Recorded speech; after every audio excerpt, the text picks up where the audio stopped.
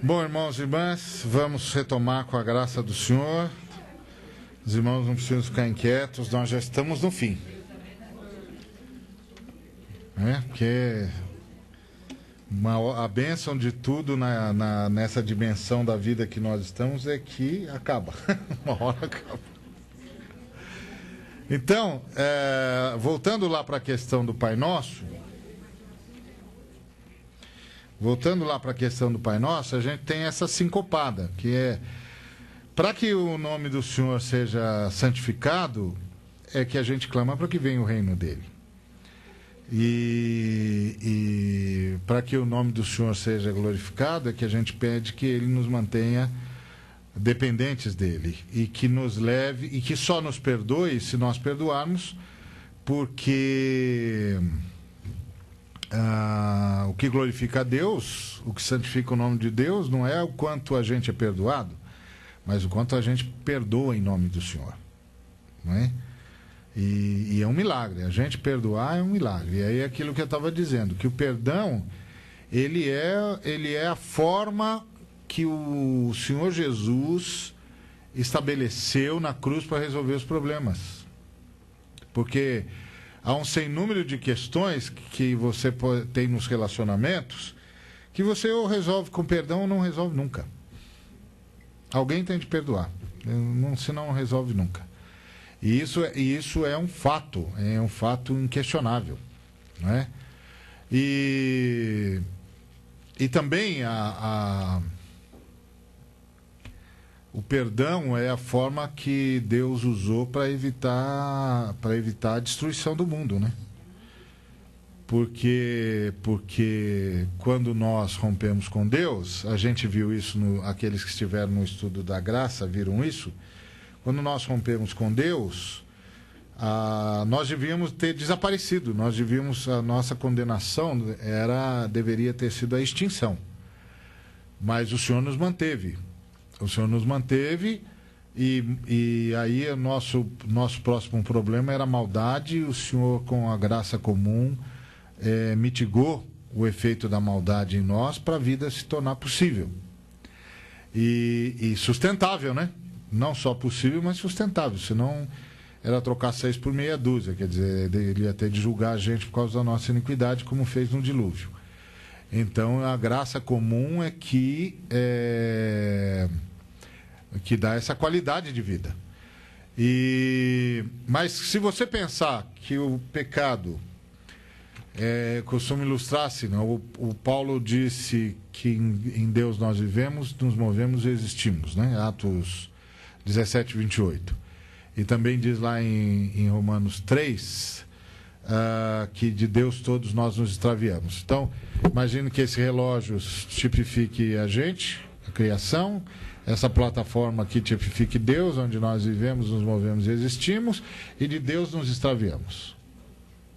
Fora de Deus não tem nada, era para a gente também ser nada.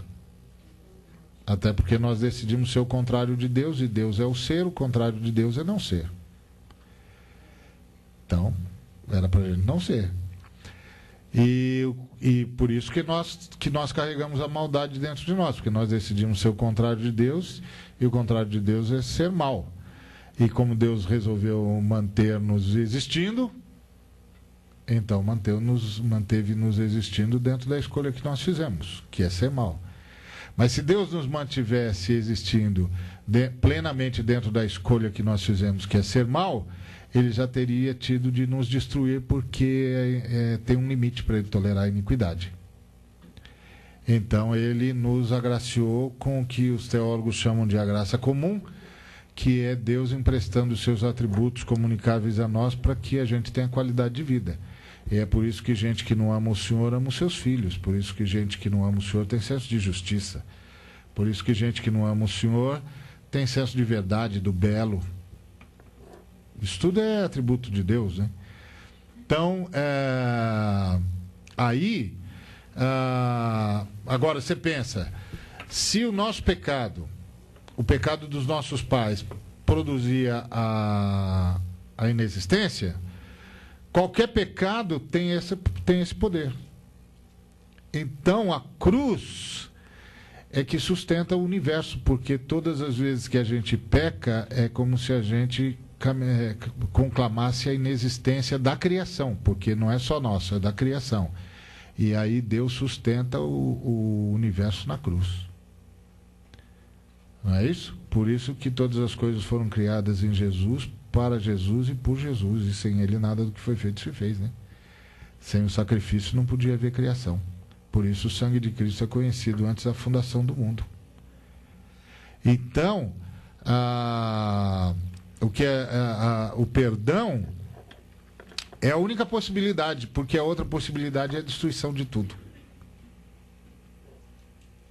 Então agora tudo é tangido no universo a partir da lógica da cruz. E a lógica da cruz, a fala de Jesus na cruz é que exemplifica isso de forma lapidar, é: Pai, perdoai-os porque eles não sabem o que fazem. E essa colocação, eles não sabem o que fazem, é mais do que eles não sabem o erro que estão cometendo, eles não sabem a destruição que estão desencadeando. Eles não sabem que cada vez que eles fazem isso, eles estão insistindo em que o Senhor destrua o universo. Porque a gente pensa que o diabo está lutando para ter um reino paralelo. Não vai ter reino paralelo no universo. Só tem o reino de Deus. O diabo é um suicida radical. Ele estava esperando que lá no Éden Deus destruísse tudo. Lá no jardim Deus destruísse tudo. Não estava esperando aquelas palavras de perdão. Não estava esperando nada daquilo. Ele estava esperando destruição. A lógica dele é: se não tem para mim, não tem para ninguém. Mas ele não contava com o amor de Deus e não sabia que o sangue de Cristo era conhecido com efeito antes da fundação do mundo, que antes de dizer haja luz, Deus disse haja cruz. E que Deus só disse haja luz porque disse haja cruz. Então, o perdão é a única opção, porque a outra opção é a destruição. Porque todo ato que necessita de perdão é um ato de suicídio radical. É um ato para destruir o universo. Então essa é a dimensão que o pecado tem. A gente não se dá conta disso. E aí a lógica a fala de Jesus ela está certíssima. Eles não sabem o que estão fazendo. Eles não têm a menor ideia do que estão fazendo. Eles não têm a menor ideia do que são, de onde estão e do que estão fazendo. E aí, diante disso, só tem uma coisa a fazer: ou os perdoa ou os destrói. E o Senhor decidiu perdoar. Então, só que para perdoar, ele teve de assumir o ônus da justiça, a cruz. Porque todo mundo que perdoa assume o ônus, né? O sujeito roubar R$100 seu e você decidir perdoá-lo, quem é que satisfaz o seu caixa? Você. Você vai pôr R$100 lá. Você decidiu perdoar, então você paga um prejuízo no caixa. Que a justiça não perdoa. Não é? Então o Senhor Jesus satisfaz a justiça para que a graça possa se manifestar. Então, por isso que só perdoe as nossas dívidas se nós tivermos perdoado os nossos devedores. É aqui que Deus é santificado, quando a gente perdoa. E não nos deixe cair em tentação, mesma coisa. O diabo vai tentar o tempo todo chamar a gente de volta para a rebelião, mas livra-nos do mal, que é a ideia de que não termos nenhum relacionamento com o maligno. Eu entendo que aqui é muito mais do que livra a gente da maldade, no sentido de sermos vitimados, assaltados, etc, etc, etc. Não. Livra-nos de qualquer relacionamento com o maligno. Eu acho que a melhor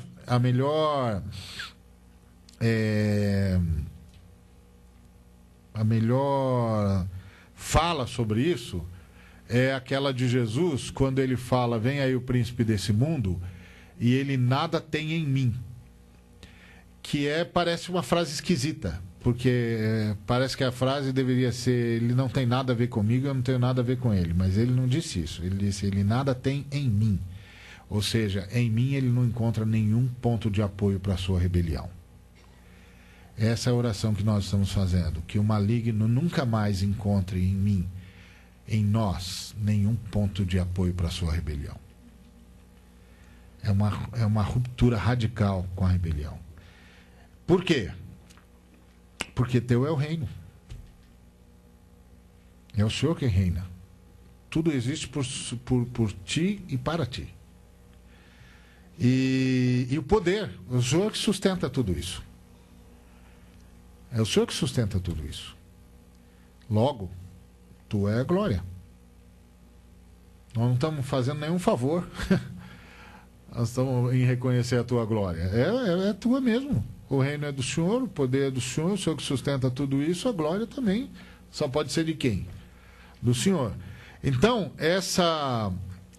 o reino de Deus é essa consciência de um novo estado de coisas onde só a vontade de Deus é feita, onde o Senhor é santificado, e portanto o reino de Deus é o fim da rebelião. E isso é um problemão para nós, porque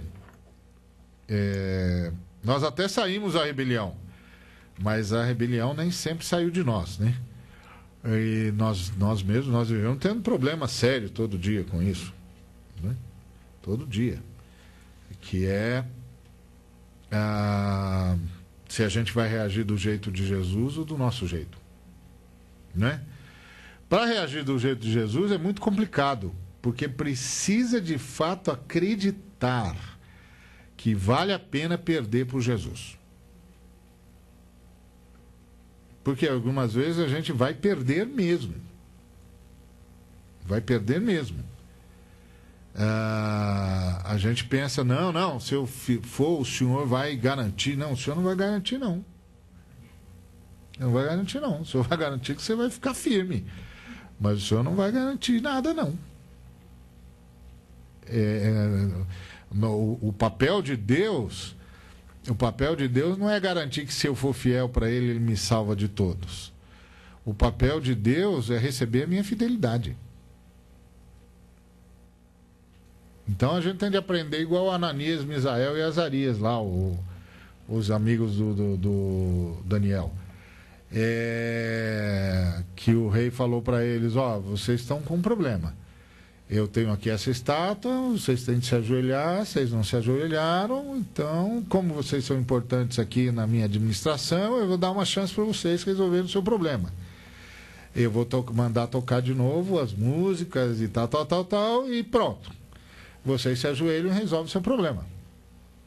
Aí eles disseram: tá bom, pode tocar. Eles tocaram, todo mundo se ajoelhou de novo e eles ficaram em pé. Aí o rei chamou e falou: olha, vocês estão com um problemão mesmo, porque agora eu não vou dar mais nenhuma chance, e eu quero ver que Deus que vai arrancar vocês de mim, e eu vou jogar vocês na fornalha e ainda vou mandar aquecer a fornalha 7 vezes. Vocês estão com um problemão agora. E aí eles viraram para o rei e disseram: bom, nosso problema nós já resolvemos. Nós não vamos ajoelhar. Então, nosso problema já resolveu. Nosso problema é ajoelha ou não ajoelha? Já resolvemos, não ajoelha. O problema de aquecer as fornalhas, de lançar a gente na fornalha, é um problema do senhor. Se o senhor quiser aquecer, o senhor aquece. Se o senhor não quiser, o senhor não aquece. Se o senhor vai nos jogar numa fornalha aquecida uma vez ou 7 vezes, isso é um problema do senhor, então o senhor resolva. Quanto a se Deus vai tirar a gente da fornalha ou não, isso é um problema dele. Ele tira se ele quiser, se ele não quiser, ele não tira. Então, vamos combinar. A gente resolve o nosso problema, o senhor resolve o seu e Deus resolve o dele. O nosso nós já resolvemos. O senhor resolve como o senhor quiser. Tá certo? Então, aí Deus resolve se quiser também, do jeito que ele quiser. Se ele quiser levar, a gente leva. Se ele quiser tirar, a gente tira, ué.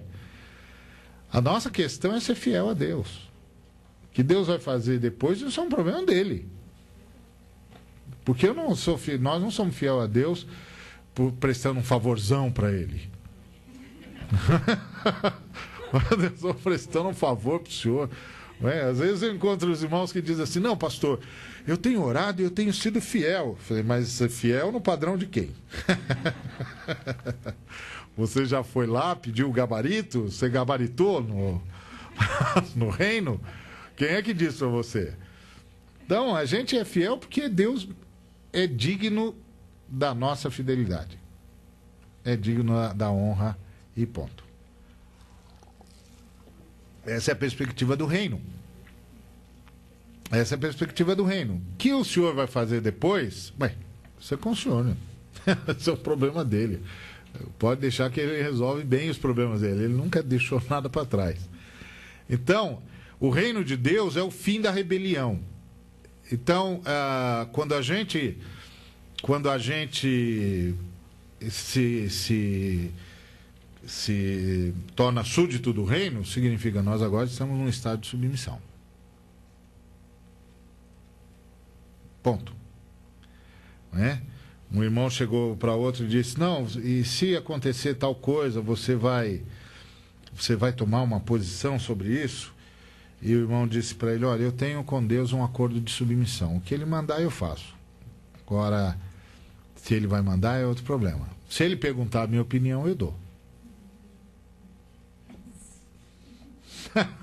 O que você acha? Bom, eu acho que seria muito melhor se fosse assim. Agora, meu acordo com ele não é esse. Então, o reino, o evangelho do reino é esse. Então, evangelizar é anunciar que só a vontade de Deus deve ser feita. E evangelizar é lutar para que só a vontade de Deus seja feita. E é sempre bom lembrar que a vontade de Deus não é uma vontade nem egoísta, nem egóica.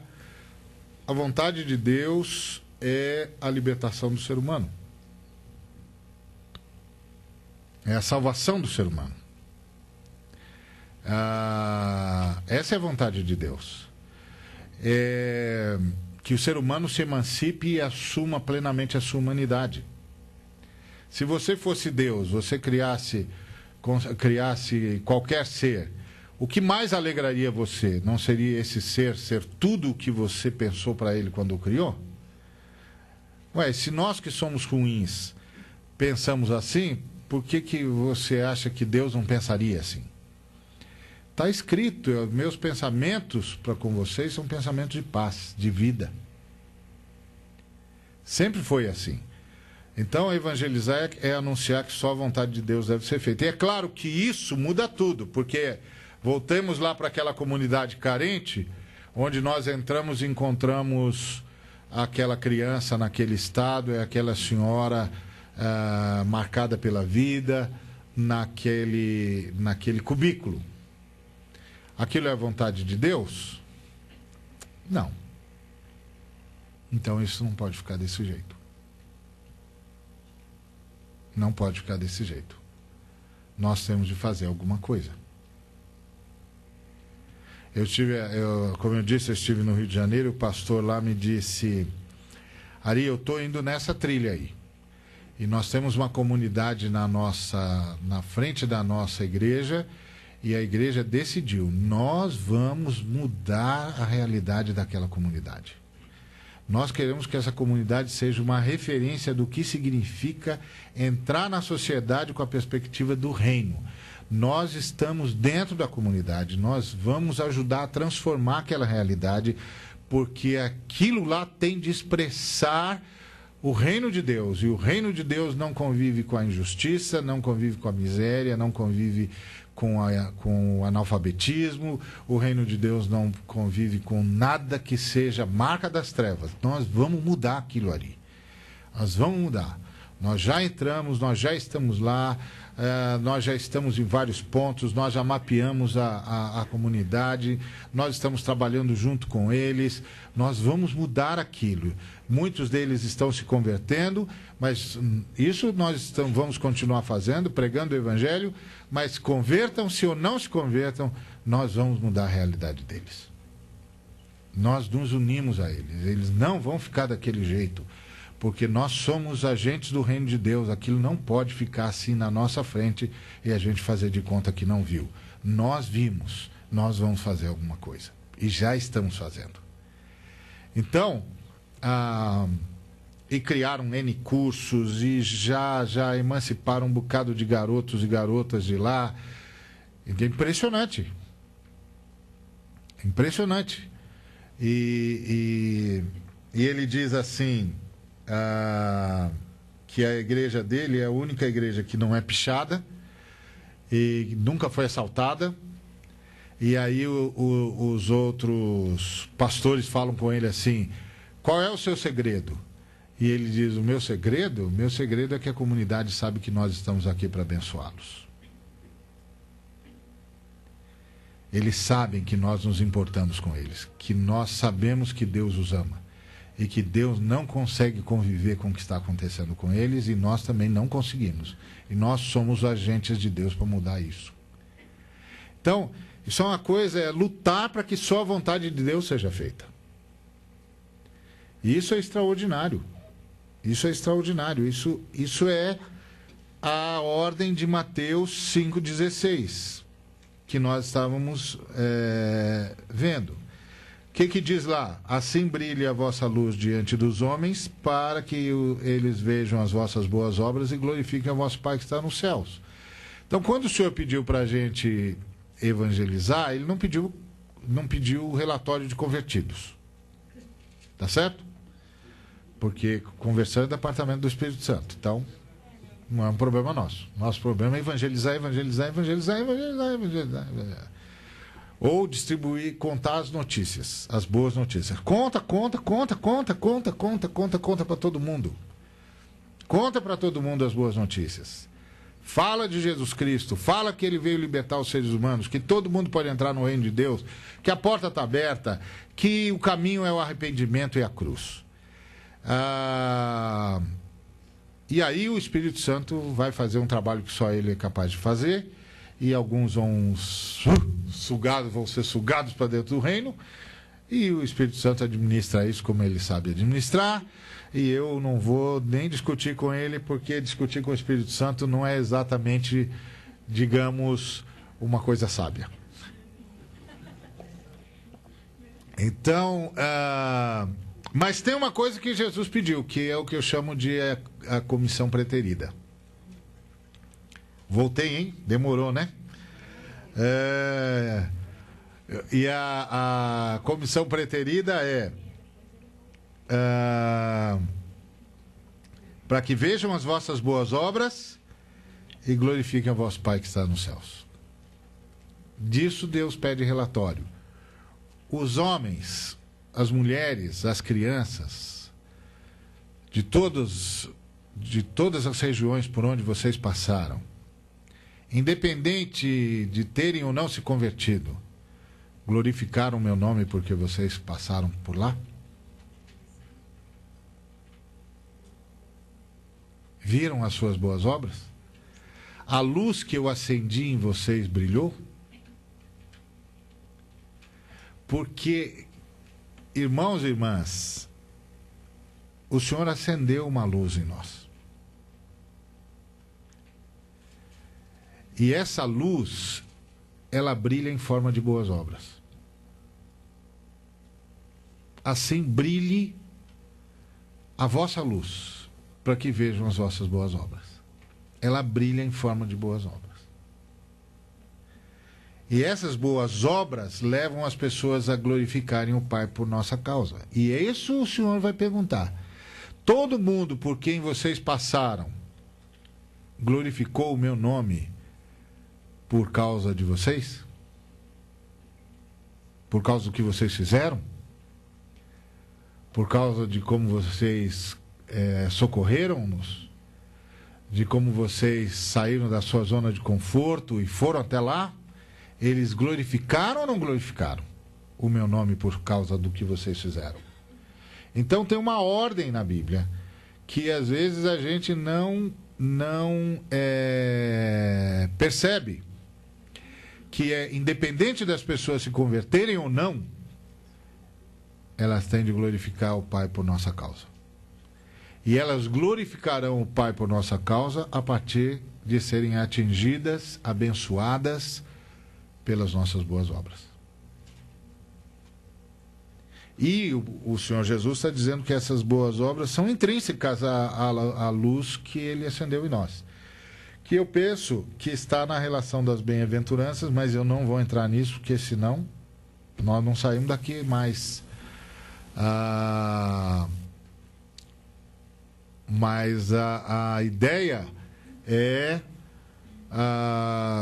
que nós temos de manifestar essas boas obras.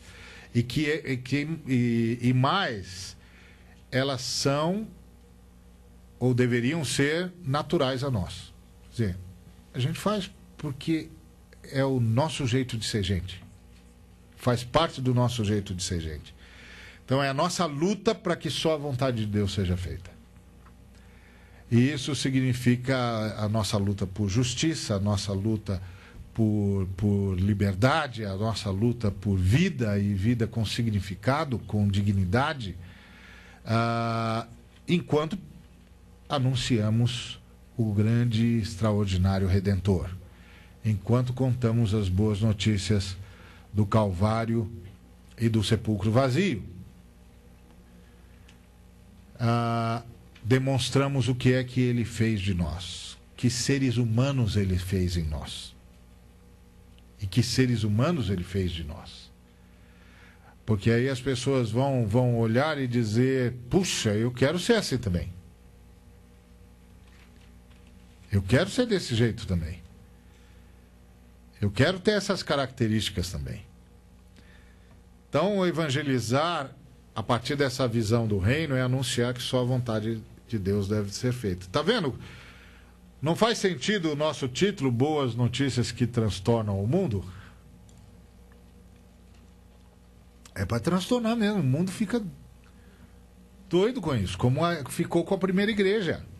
Eles não sabiam o que fazer com a primeira igreja. E nós somos lá. É isso mesmo. Então, isso é extraordinário. Extraordinário. Nosso papel é colocar toda a sociedade em xeque. Porque a lógica da sociedade é sempre a de que não dá para ser de outro jeito. E nós estamos aqui para provar que dá sim. Dá sim. Dá para ser de outro jeito, sim, senhor. Sim, senhora. Dá para fazer diferente, sim. Opa! Dá sim. Por isso Deus nos semeou na terra. Né? Então, quando a gente vai ganhando essa visão, a igreja vai ganhando outra conotação para a gente. É lamentável como nós empobrecemos a igreja. E com isso eu não tô fazendo nenhuma apologia contra as instituições, não é nada disso. Nós não fazemos nada sem instituir. Nós não sabemos trabalhar no caos. O único sujeito que sabe trabalhar no caos é aquele que no meio do caos disse haja luz, não é? E houve luz. Nós não sabemos fazer isso. Então nós sempre ordenamos as coisas, tal, não tem nenhum problema. O que a gente não pode é permitir que as nossas instituições usurpem a igreja. Porque a igreja é viva. A igreja é corpo. E todos os institutos que nós criamos é para ajudar a igreja a cumprir o seu papel.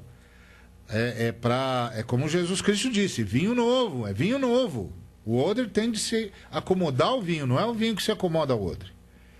Então, os nossos odres precisam ser mais flexíveis nesse sentido.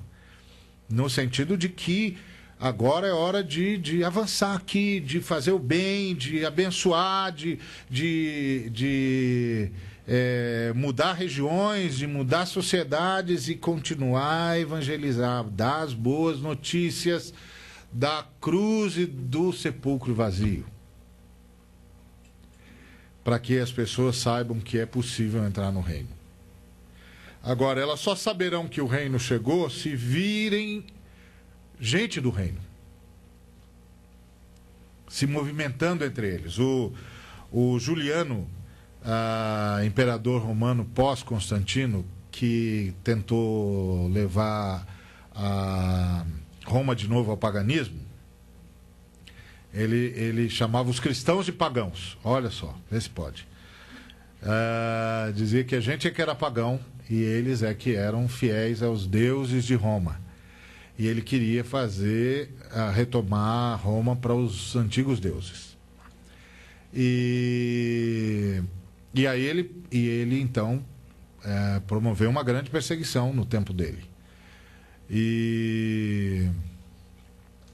Mas há uma carta dele para um amigo que foi recuperada, em que ele diz assim: esses pagãos, eles têm o que nos ensinar, porque eles cuidam bem dos seus pobres.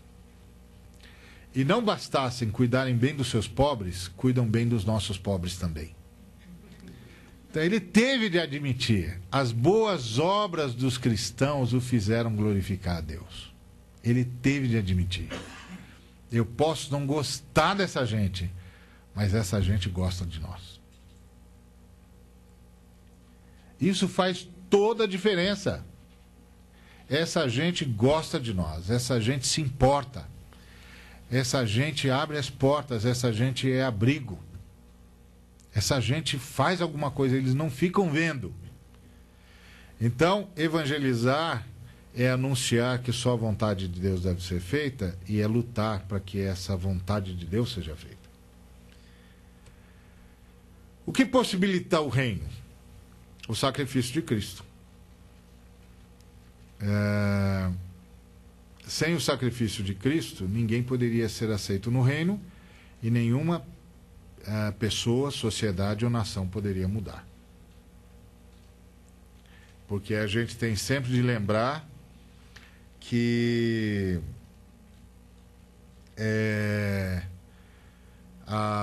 o reino de Deus só pôde vir à Terra por causa do sacrifício do Cordeiro. E aí, só por causa disso, é possível o ministério do Espírito Santo. Porque o ministério do Espírito Santo convence o mundo do pecado, da justiça e do juízo. Do direito de Deus e do juízo que Deus exerceu em Cristo. E claro, do nosso erro.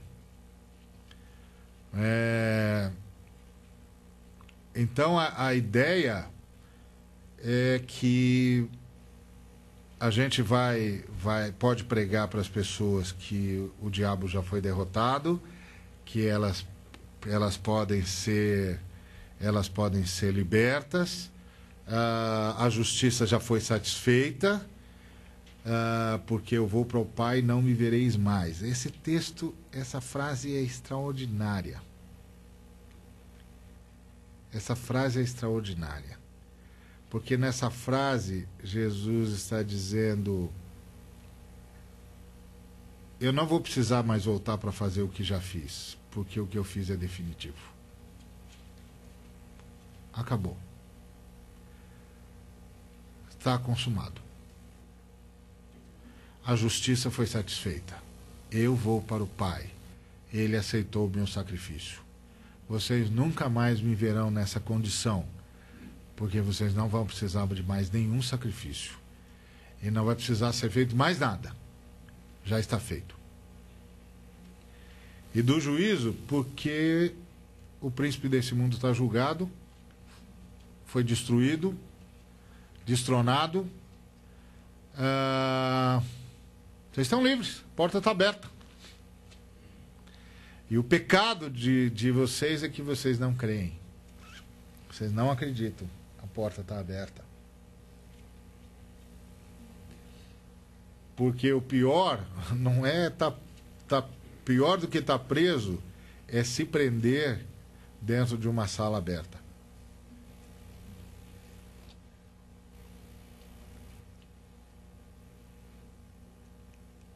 Porque não crê. E isso também acontece na nossa vida diária com Deus. A gente não crê.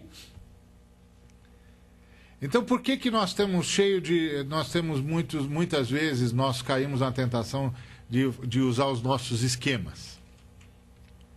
Porque a gente não crê que Deus vai sustentar a gente. E também a gente não crê que, se Ele não sustentar, a melhor coisa é ficar com Ele numa situação complicada do que descomplicar a situação e de ficar sem Ele.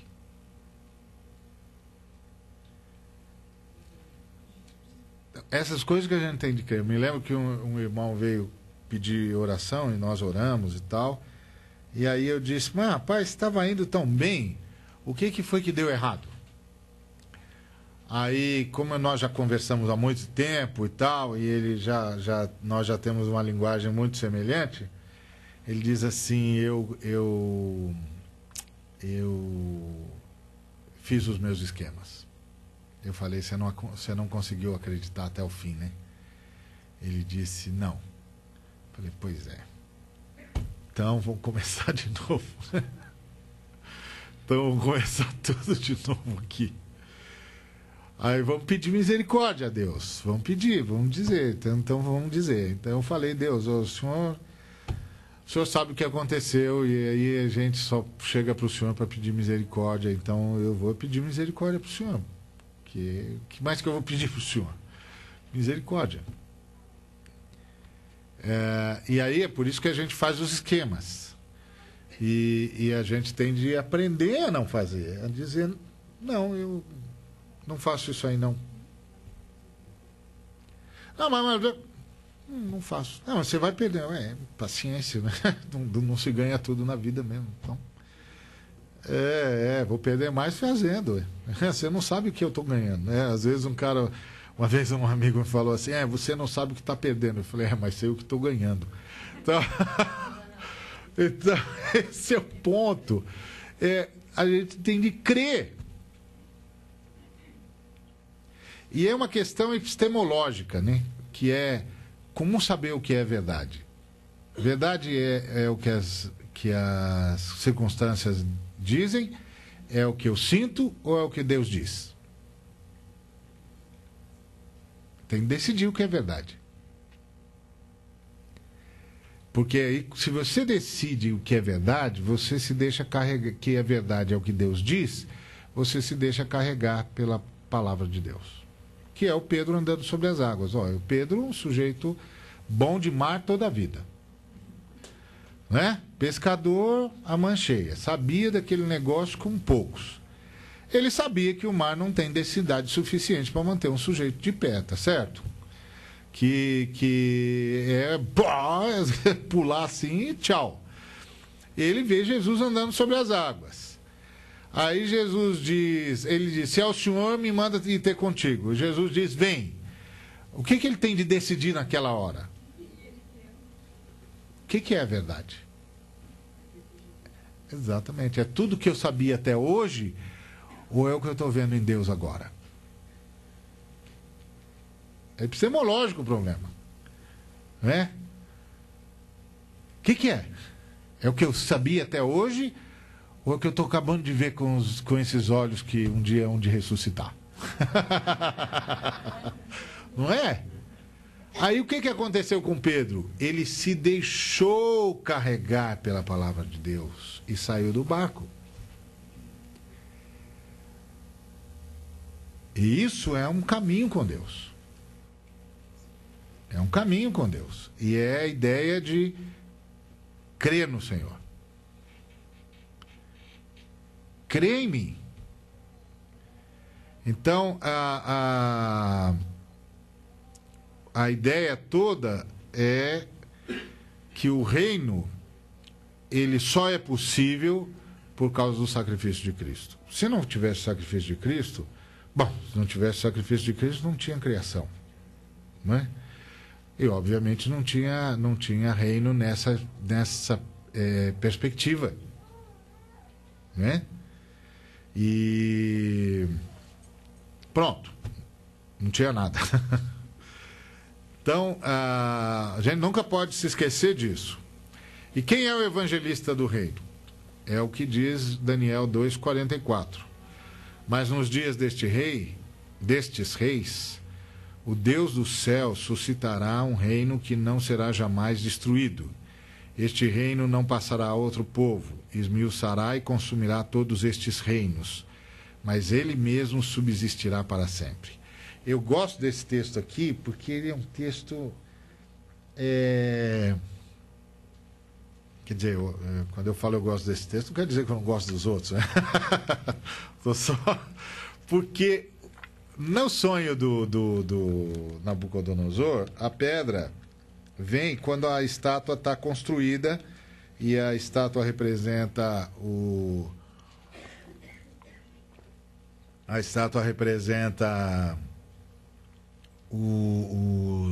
esse sistema todo, esse encadeamento de reinos e tal, e todo um sistema de vida e tal.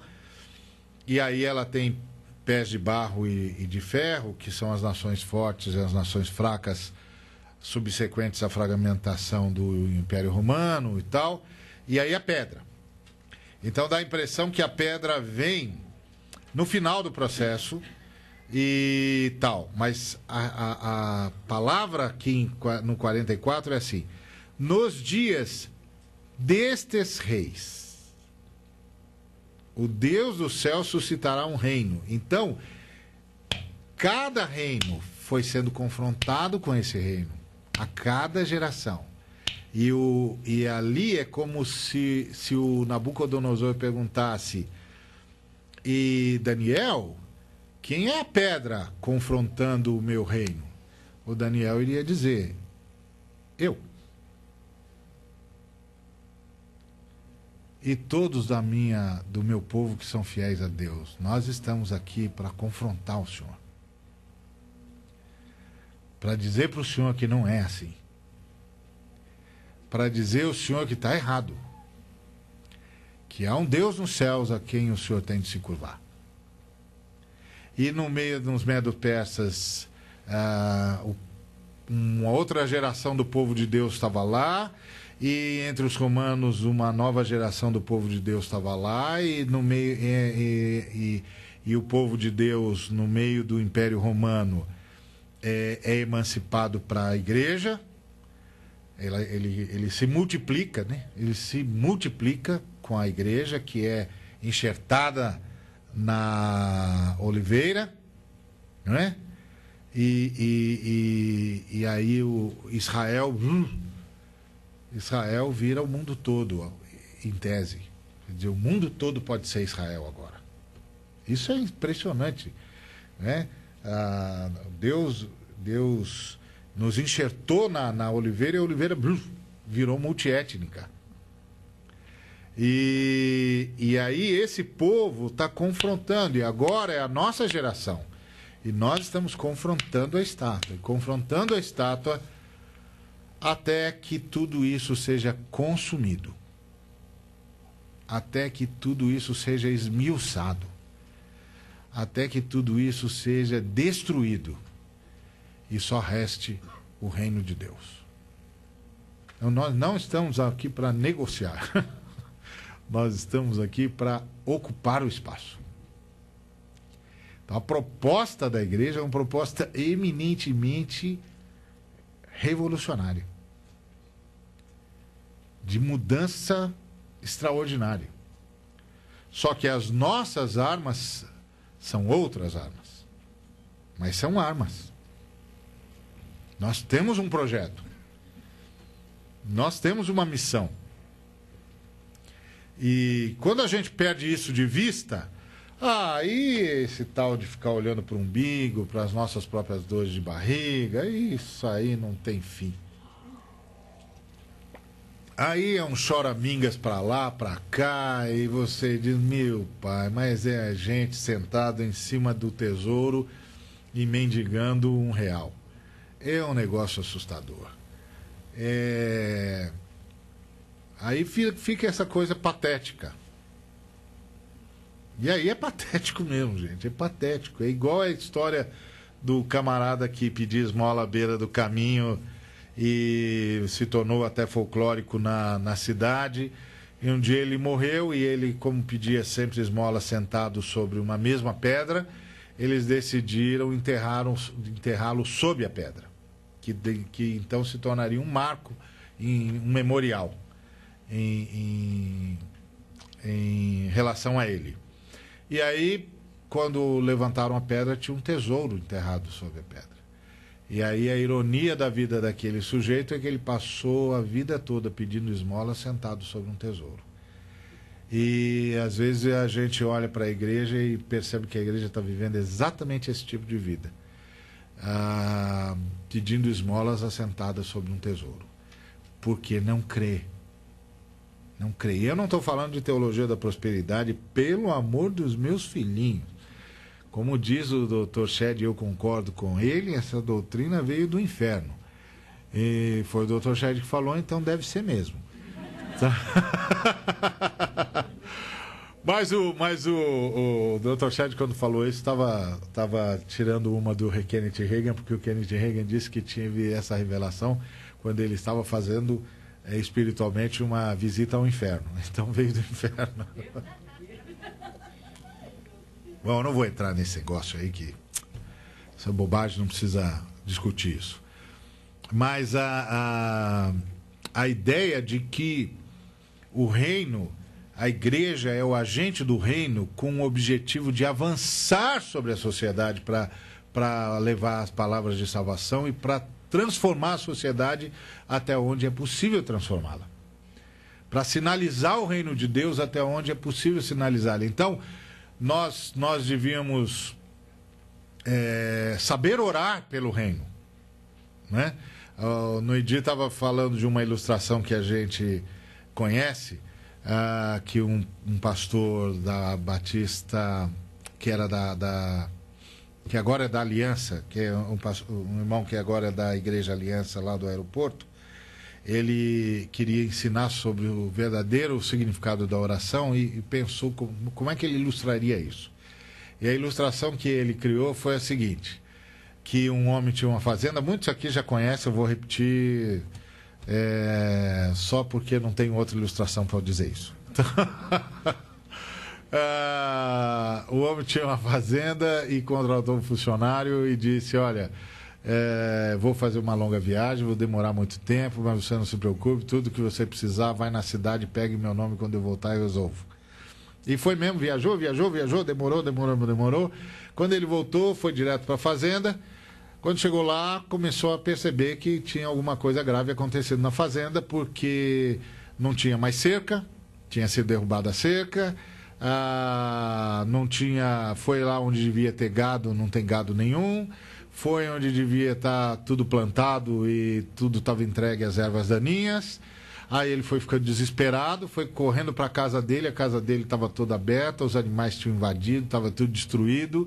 Aí ele, já desesperado, agoniado, foi correndo para a casa do funcionário. Quando ele chegou na casa do funcionário, o quadro mudou. A grama era bonita, aquelas importadas, a casa do funcionário tinha sido acrescida em 2 ou 3 cômodos, tinha uma antena parabólica, uma cabine dupla na porta, e ele entrou e o funcionário estava sentado num sofá maravilhoso, assistindo uma TV gigante. Aí ele disse, o que está acontecendo aqui? Já desesperado, e o funcionário disse, não está acontecendo nada. O senhor não disse que tinha de fazer uma grande viagem, longa, etc? Disse. O senhor não disse que tudo que eu precisasse, eu podia ir na cidade pegar em seu nome? Que quando o senhor voltasse, o senhor resolvia?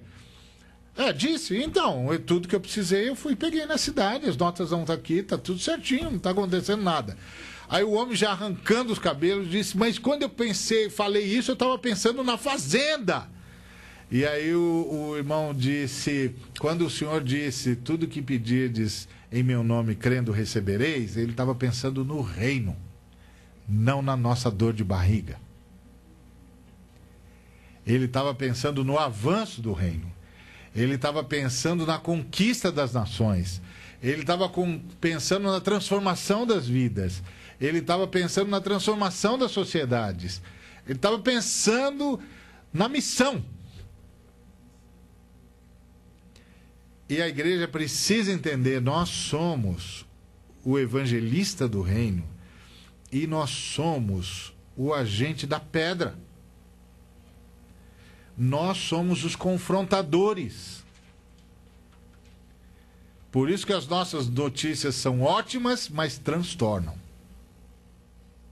São ótimas, não tem melhores notícias do que a nossa. Mas não vai ficar pedra sobre pedra.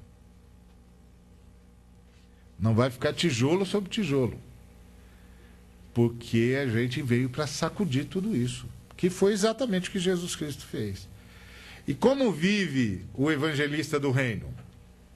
Buscai, pois, em primeiro lugar o seu reino e a sua justiça. E todas estas coisas vos serão acrescentadas. A igreja é a comunidade do reino. Logo, o primeiro lugar onde a vontade de Deus é feita perfeitamente. E onde o padrão é o do reino de Deus. Então nós temos uma missão interna, dentro de casa. Nós precisamos dar uma volta nesse negócio. Nós precisamos dar uma volta nesse negócio. Nós precisamos fazer alguma coisa dentro de casa. Para que a nossa voz tenha autoridade fora de casa. A gente precisa viver o que prega para poder pregar o que vive. Para que as pessoas possam ver, é isso aí mesmo que eu vi quando fui lá. Eles vivem assim. Então é possível viver assim. Então, em primeiro lugar, o reino, que é a vontade de Deus. A justiça, que é o padrão de Deus. E o padrão de Deus é a graça. Agora, onde está toda essa força? Na graça de Deus, gente. Graça de Deus já foi derramada sobre nós superabundantemente. Às vezes a gente diz assim, Deus precisa de mais amor, e ele diz, tem, mas acabou. Por quê? Porque tudo que tinha eu já te dei. Você recebeu Jesus, não recebeu uma coxa de retalho, um pedacinho da coxa de retalho, daqui a pouco recebe mais outra, daqui a pouco recebe mais outra. Por isso que não é os frutos do Espírito Santo, é o fruto. É o fruto, é um fruto só. Pronto, chegou, o fruto, tá tudo aqui. Não é os frutos. Aí se a frase fosse os frutos, aí a gente ia dizer, não, já recebi o amor. Falta a temperança. Falta a fidedignidade. Falta... Não falta nada, é o fruto. É o fruto, não tem os frutos, é o fruto. Então, o problema todo volta a ser a questão da fé. Por quê? Porque pela graça sois salvos, mediante a fé. Então, o que é que deflagra o efeito da graça? A fé. Creia. Acredite. É como a passagem da serpente no deserto. Serpente abrasadora. O Senhor punindo Israel por causa da sua infidelidade, soltou serpentes no deserto. As pessoas começaram a morrer aos borbotões. Clamaram, Moisés clamou a Deus misericórdia. Deus não recolheu as serpentes. Isso aqui é interessante. Deus disse, faça uma serpente abrasadora de bronze, coloque numa estaca e levante. Quem for picado pela serpente e olhar para a serpente abrasadora, será salvo. Agora, o que significava aquilo? Aquilo lá é a primeira realidade da física quântica na história da humanidade. Porque o cara era picado pela cobra, olhava para a serpente abrasadora na estaca e acreditava que pela graça de Deus, pelo poder de Deus, a serpente que o picou estava morta naquela serpente lá na estaca. E Deus consertava o passado, que era a picada e o veneno inoculado. Isso é impressionante, gente. O cara olha e Deus muda não o presente, nem o futuro, muda o passado. Porque é assim que ele faz comigo e com você. Quando você olha para a cruz, Deus muda o seu passado. Ele tira você de Adão e coloca você em Cristo, o segundo Adão. E é como se você nunca tivesse vindo de Adão. Deus não consertou o seu futuro, ele consertou o seu passado. Porque de agora em diante o seu futuro é ele. É quântico isso aí, não é? É impressionante. A Bíblia é impressionante. Vamos reconhecer, né? Vamos combinar. A Bíblia é impressionante. Isso é extraordinário. Então ele olhava para a serpente e cria: a serpente que me picou já está morta. Então, seja lá o que ela tem inoculado, não faz mais nenhum efeito. E não faz mais, parou de fazer efeito imediatamente. Então o Senhor não consertou o futuro, consertou o passado. É como se a serpente não tivesse picado. Que é exatamente o que aconteceu comigo e com você. É quântico. Quando você olha para a cruz e você vê o significado da cruz, e aí, por isso que eu brinco com alguns amigos que ficam discutindo essa questão do passado, presente e futuro, eu digo: olha direito para a cruz. A cruz é quântica. Ela relativizou o tempo. O tempo não existe na cruz. Você não olhou direito. Olha de novo. Olha de novo para a cruz. Aquele que, quando fosse levantado, todos atrairia a si. Olha para a cruz. Ela relativizou tudo. Ela relativizou tudo. Ela acabou com o passado. É extraordinário. É extraordinário. Não tem palavra para dizer isso. Não tem jeito de dizer. Eu fico doido para dizer, mas não consigo. É extraordinário. Aí, um dia desse, estava conversando com o irmão, ele falou: rapaz, naquele dia o senhor vai passar o cinema da nossa vida, vai ser uma vergonha. Eu falei: não, ele não se lembra de mais nada.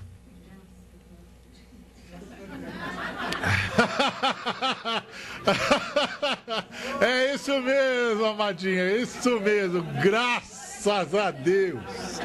Graças a Deus. Graças a Deus. Porque ele não se lembra de mais nada, não tem nada para mostrar. A não ser se você chegar lá com coisas das quais você não se arrependeu depois. Mas antes, o passado foi consertado na cruz. O que você fez depois da cruz é que é um problema para resolver. Porque antes da cruz está tudo resolvido. É a serpente no deserto. Você olha e acredita: é a serpente que me picou está morta. Ou seja, não só está morta, ela estava morta quando me picou. Então tudo isso aqui não faz mais nenhum sentido, não faz mais nenhum efeito. É extraordinário, gente, é extraordinário. Então o reino de Deus é isso. Por isso que o Teilhard de Chardin dizia: não tem proposta como a da fé cristã. Tudo o resto acaba num beco sem saída.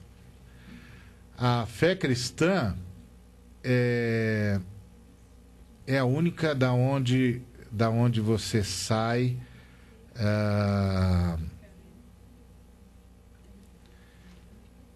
da onde você sai da encruzilhada. É a única que não acaba num beco sem saída, porque a fé cristã fala que o passado foi resolvido.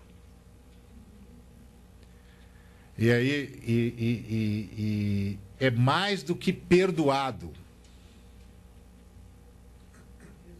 É resolvido.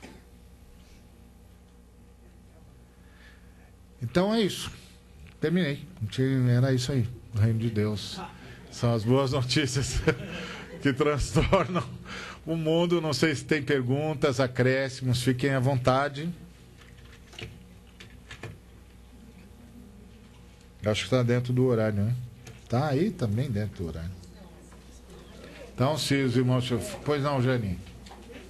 Você falou que o diabo tem uma motivação que não tem para muito com ninguém. É. E ele não luta pela constituição do reino.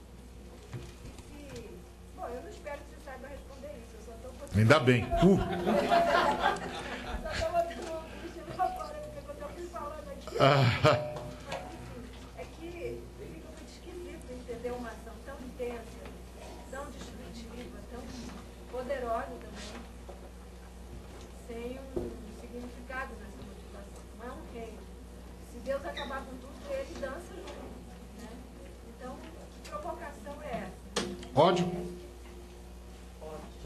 Ódio é a absoluta ausência de razão e a absoluta incapacidade de se controlar, é a absoluta incapacidade de parar e a absoluta incapacidade de fazer qualquer outra coisa que não seja o mal. Ódio. Puro ódio. Oi, Rosana. Então, bom, evangelizar, quer dizer, tentar, quer dizer, eliminar o maligno. É anunciar as boas notícias e demonstrá-las. Não é eliminar o maligno. Isso é com Deus no dia do juízo, no lago de fogo que arde por toda a eternidade. Nosso papel é destruir as obras do maligno. Isso. Então, mas por exemplo, as obras do maligno, né? A gente mesmo, a gente ajuda, né? A gente faz um monte de bobagem. É, infelizmente. Então é assim, a gente faz um monte de bobagem, muitas vezes, talvez movida pelo maligno que está aí rondando a gente, ou são as nossas enfermidades também que nos fazem agir e fazer coisas que são típicas do maligno, certo? Bom, eu lembro que tem uma pregação que você fala assim, né, que até para louvar a Deus, buscar a Deus, quer dizer, o fato de ser convertido ou não, tudo isso é porque Deus é que colocou a vontade no nosso coração e o poder para a gente poder fazer aquilo, até aceitá-lo e fazer. Bom, então, em função disso, eu penso o seguinte, quer dizer, eu queria saber o seguinte, no caso, eu estou sempre sujeita ao maligno ali, né? Então, a única coisa que eu posso fazer de oração é pedindo para Deus colocar, então, por exemplo, fé dentro de mim, desejo de fazer as coisas do reino dele, de tirar o maligno de perto. Quer dizer, a única oração, eu tenho que fazer uma oração para isso, para poder fazer isso que você está falando, que você falou aí. A oração primeira que eu tenho que fazer é essa, que ele me ajude a poder fazer isso, porque eu, de vontade própria, não consigo fazer nada disso daí, é isso? Em princípio, a nossa oração é a oração do Pai Nosso, que é essa oração. Né? Então, toda oração nossa tem de ter o Pai Nosso como modelo. Não é que é para repetir a oração do Pai Nosso à exaustão, não é isso. Mas ela tem de ter o modelo do Pai Nosso, quer dizer, sempre nós oramos diariamente essa oração. Senhor, seja feita a tua vontade. Sustenta-nos no teu caminho. Fortifica-nos na tua graça, com a tua graça. Mantenha-nos na tua estrada. Faz a tua vontade. Livra-nos do mal. Não nos deixe cair em tentação. Essa é a nossa oração. Nós contamos com a graça, contamos com a força do Senhor e é em oração que nós fazemos. Agora, a graça de Deus já está em nós. E isso significa que nós sempre podemos dizer não ao maligno, que sempre nós podemos dizer não aos sentimentos que são contrários à vontade de Deus, que sempre nós podemos dizer não aos pensamentos que são contrários à vontade de Deus. Onde é que a gente perde a batalha? Primeiro a gente perde a batalha na mente. Quando a gente não consegue trabalhar a partir dos novos paradigmas que são os paradigmas de Deus. Então, por exemplo, primeiro acerca de nós mesmos. A gente sente a refrega do que nós chamamos, por exemplo, de enfermidade. E aí, ao invés da gente acreditar que a graça de Deus pode vir em nosso socorro, a gente acredita que, puxa, isso voltou de novo, não tem mais jeito. Ao invés da gente buscar a graça. E a gente também desaprendeu a buscar a graça. Porque a gente acha que buscar a graça é uma série de disciplinas pessoais que nós temos de ter. Eu não sou contra as disciplinas pessoais, vou deixar isso claro. Mas a graça é ministrada na vida da igreja. Eu sempre conto essa ilustração, quer dizer, o sujeito está na igreja, chama o pastor e diz assim: pastor, eu estou muito mal, não estou conseguindo nem orar direito, nem nada. E aí o pastor diz: mas você tem lido a Bíblia? Ele diz: não estou nem orando, quanto mais lendo a Bíblia. Você não está buscando o Senhor então? De jeito nenhum, não estou. E, bom, você está vindo à igreja? Para os cultos, para as reuniões? Também não vejo você aqui, não vejo você em lugar nenhum. Pastor, eu estou sem vontade. Eu estou mal. Aí o pastor diz: bom, você tem de orar, você tem de ler a Bíblia. Vai lá e faz isso, se força a fazer isso. Aí muda a imagem, você está no budismo. E o cara diz: olha, mestre, eu estou mal, eu estou muito mal, não tenho vontade de fazer nada. Ele diz: bom, mas você está lendo o Caminho de Buda? Não. Está fazendo as meditações? Não. Você está recitando os mantras? Também não. Então também assim não dá, você tem de recitar os mantras, você tem de ler o Caminho de Buda. Posso ir à exaustão aqui se você quiser, né? Então, o que é de semelhante aí? É que tudo isso é religião. É o que o homem pode fazer para aplacar a ira de Deus e fazer Deus ficar contente e ele ficar bem. Então, como é que os cristãos fazem?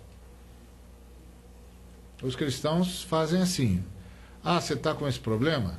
Se ajoelhe aí. Nós vamos invocar a graça de Deus agora. Nós vamos pedir para a graça de Deus triunfar onde você não pode. Primeiro, reconheça que é pecado você aceitar isso como um estado natural seu. Que você agora é cristão, você não devia aceitar. Então agora confesse: Senhor, eu aceitei. Agora eu vou orar por você e nós vamos invocar a graça de Deus. E vou ficar orando com você até a graça de Deus triunfar, e a graça de Deus vai triunfar. Porque é isso que é a fé cristã. A fé cristã anda sustentada pela graça.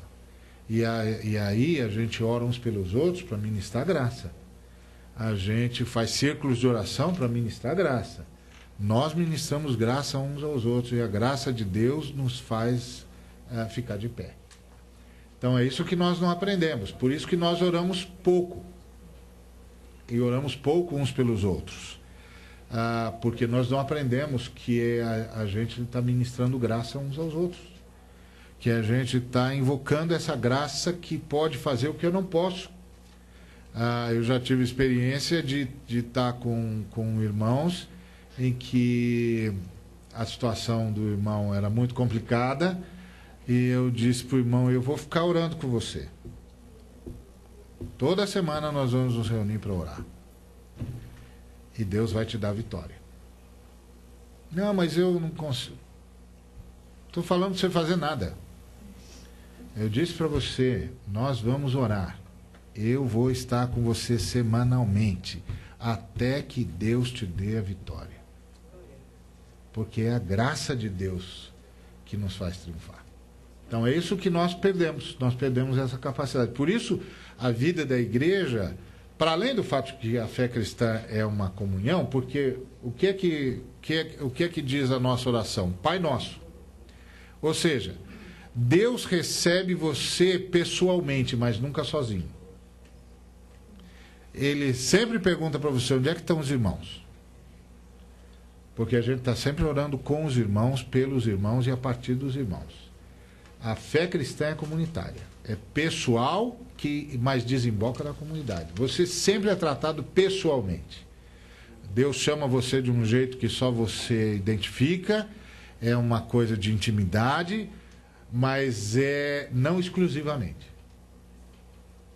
Tá, sempre que a gente chega diante de Deus, é como se Deus perguntasse, onde é que estão os outros irmãos? Onde é que estão os seus irmãos? Eu gosto de unir as duas perguntas que o senhor fez ao ser humano lá no passado. Uma delas foi, onde estás? E a outra foi, onde está o seu irmão? Então, lá na oração do Pai Nosso, ele está sempre falando, onde é que está o seu irmão? Porque a gente só ora a partir da comunidade, pessoalmente, mas a partir da consciência de que eu faço parte do povo de Deus, da comunidade de Deus, da casa de Deus, do reino de Deus. Eu não estou sozinho. E eu não posso estar sozinho, porque se eu estiver sozinho, então estou fora do reino. Porque o reino é uma comunidade de amigos, como dizia o Hans Beck. Então, o que a gente tem de aprender é que nós oramos por nós e invocamos a Deus pelos irmãos e pedimos para os irmãos orarem por nós o tempo todo. Porque a igreja marcha de joelhos, na súplica uns pelos outros. E nessa súplica uns pelos outros, porque é uma coisa impressionante, porque Deus envolve a gente de tal maneira que você sabe que é Deus, mas jura que é você. Entendeu? É impressionante. É como se esses dois copos estivessem aqui, e esse copo está atraindo esse copo para cá. E aí você viesse e conversasse com esse copo e você dissesse, olha, o outro copo está vindo em sua direção. E esse copo dissesse para você que eu o estou atraindo. Aí você vai falar com esse copo e diz assim, escuta, por que você está indo para a direção daquele outro copo? E esse copo diz, não, eu quero, é a melhor coisa a fazer, você não sabe, esse copo aqui é maravilhoso, eu estou indo em direção a ele mesmo. Aí você sai dessa conversa e vem para esse de novo e diz, você disse que estava atraindo ele, mas ele disse que está vindo por livre e espontânea vontade. E aí esse copo diz, porque eu atraio de dentro para fora. Então, você sabe que é Deus, mas você jura que é você. Porque Deus não quebra a sua identidade, nem a sua identidade. Ele, cada vez que fala com você, torna você mais você mesmo. E é a súplica que nós fazemos para que esse ambiente extraordinário da graça esteja nos envolvendo o tempo todo. Porque esse ambiente extraordinário da graça nos faz andar em direção a Deus, atraídos por Deus e decididamente estabelecido por nós. É o ambiente da graça, é extraordinário, extraordinário. Então, por isso, o segredo é essa oração, e a graça de Deus está sobre nós para que oremos uns pelos outros. E você percebe isso, por exemplo, que você está com um problema, aí num determinado dia, numa determinada hora, e aí um dia você encontra um outro irmão, uma outra irmã em algum lugar, e a pessoa diz assim, escuta, você por acaso estava com algum problema no dia tal, na hora tal? E você diz, estava. Como é que você sabe? Aí a pessoa diz, eu não sei, eu fiquei tão incomodado, que eu não consegui ficar deitado, eu tive de me levantar, me ajoelhar e orar por você, e eu não sabia por que eu estava orando, mas eu sabia que tinha de orar por você. esse ambiente da graça que nos sustenta. E é isso que nós ainda não percebemos. Nós não percebemos o ambiente da graça. Então, a vida de igreja tinha de ser uma vida de estarmos orando uns pelos outros, suplicando uns pelos outros e fazendo o que tem de fazer, sabendo que esse ambiente da graça que nos salva, nos dá força para avançar e para fazer o que tem de ser feito, e nós faremos pela graça de Deus. E nós faremos e diremos, fomos nós que fizemos, embora a gente saiba que foi Deus.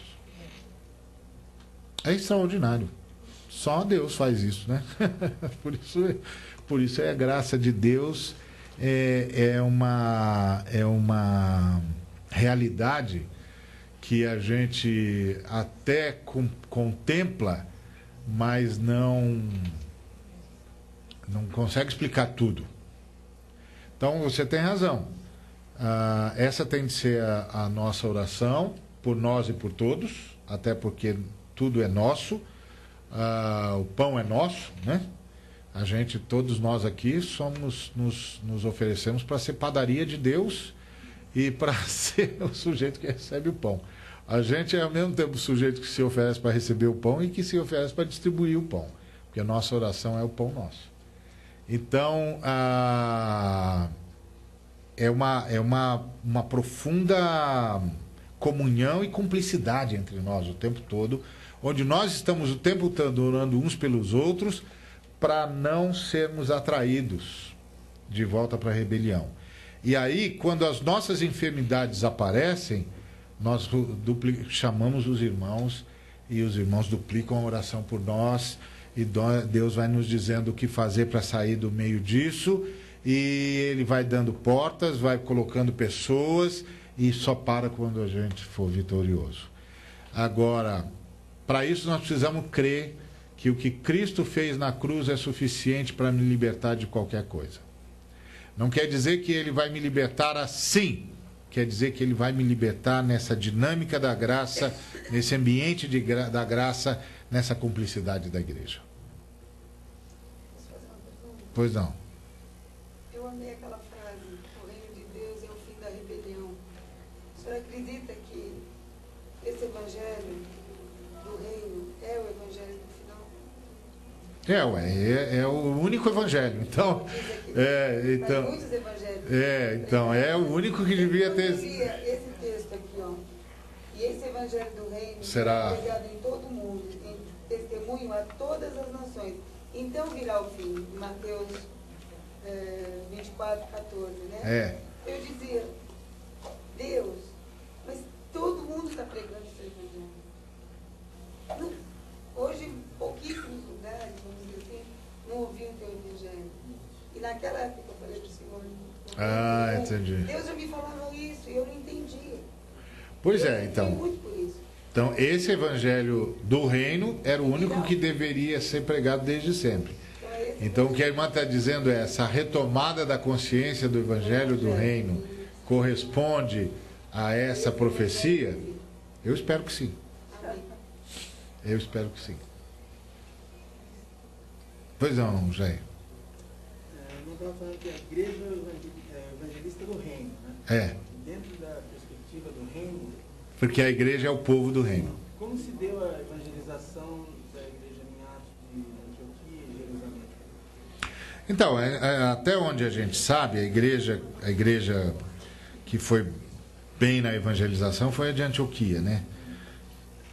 Infelizmente, a igreja de Jerusalém caiu prisioneira do etnocentrismo, né? E aí não conseguiu se sair muito bem na área missionária e acabou desaparecendo.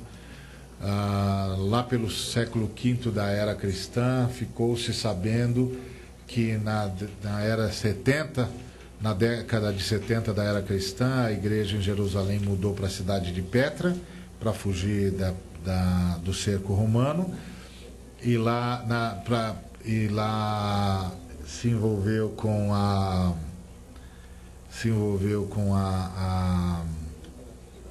as heresias e tal, e acabou desaparecendo e perdeu contato com a igreja gentílica. A igreja que mais evangelizou mesmo foi a igreja de Antioquia.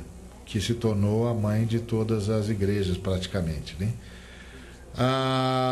Bom, como a igreja sofreu ataques violentos e o modo de pregar o evangelho na igreja mudou rapidamente.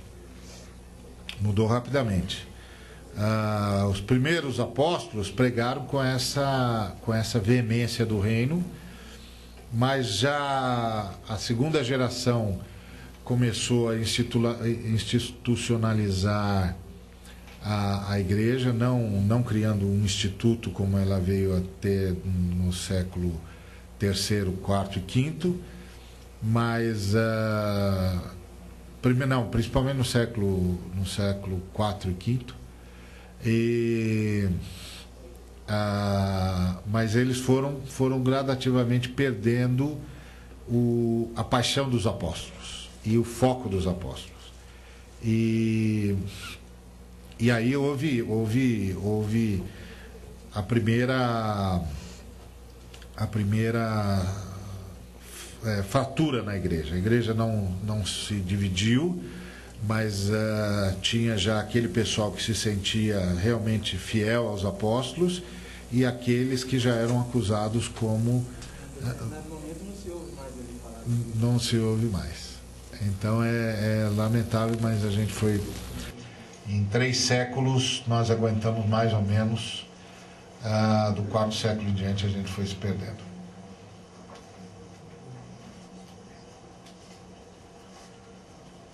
Acabou? Então acabou, Deus abençoe. Então é isso, Deus abençoe.